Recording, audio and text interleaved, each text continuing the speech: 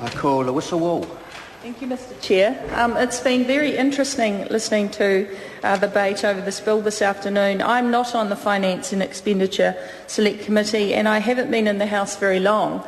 But the point I want to make actually is to reiterate what the Honourable Member from the Greens has just said, that this is in fact incredibly poor process when we look at the fact that this supplementary order paper was only tabled on Tuesday the 14th of June, that we've only had access of this paper today, and that already there has been several calls to not only Claire Curran, our spokesperson, but also a number of the Labor Party. And what we want to point out is that the significance of removing the share obligation is a big deal. It's not a little thing.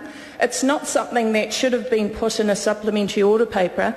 In fact, it's one of the primary debating points for changes in this area. And I think the Minister actually has to explain why he's done that. And I think it's really important that New Zealanders now know that they won't have universal coverage, that actually having equity and access to telecommunications in our country has now been deleted or will be deleted if this bill is passed. So exactly. I want to know which Kiwis are going to miss out on having access to telecommunications if this bill goes through, and if this Kiwi share obligation is removed. Who are going to be the main beneficiaries of not having access to what we have all regarded as a public good for all of us? So I'd like the Minister to actually explain that. So we are on Part 1, telecommunications, service obligations and general matters. But in terms of that poor process, I actually want to go back right to the beginning of how the industry has been engaged in actually having a say. And it was quite interesting. I noted Vodafone's submission. And this is a quote from their submission. "We are not alone in thinking that the committee would have benefited from allowing more time for consultation. Making such major change at such speed risks bad decision making, since policymakers have only a partial understanding of the implications of the changes they are making."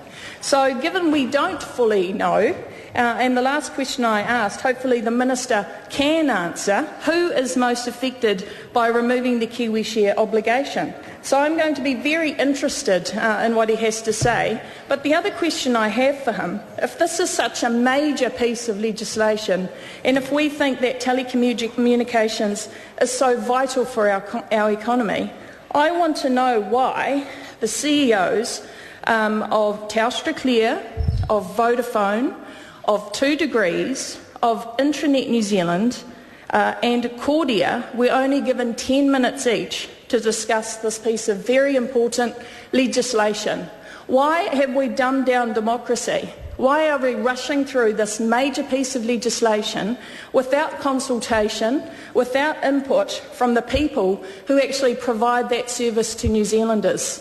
Being able to communicate with one another is vital. It's vital for us as human beings to be able to keep in contact with our families, but it's also vital for businesses. It's vital for how societies function in a modern economy. And if it's so important, why has the Minister only allocated 10 minutes for each of these major teleco bosses to have a say on this major piece of legislation that's going to have far-reaching consequences? So I'd be very interested in the Minister asking that question, given there seemed to have been limited consultation before the Select Committee process. And that's vital.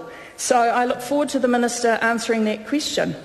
So Labor absolutely opposes this bill, and we oppose this bill because we think that it is going to create unforeseen consequences in terms of who has access to telecommunications in our country in the future. And we will not let rural communities, we believe, who won't, like Wairoa, who will not have access to this vital technology. And I want to know if the Minister has information about which communities are actually going to be affected. So it'd be really good if the Minister did take a call and answered some of those questions. I think that's me. Stuart, you ready to get up? Kia ora. Point of order, the Honourable Craig Foss.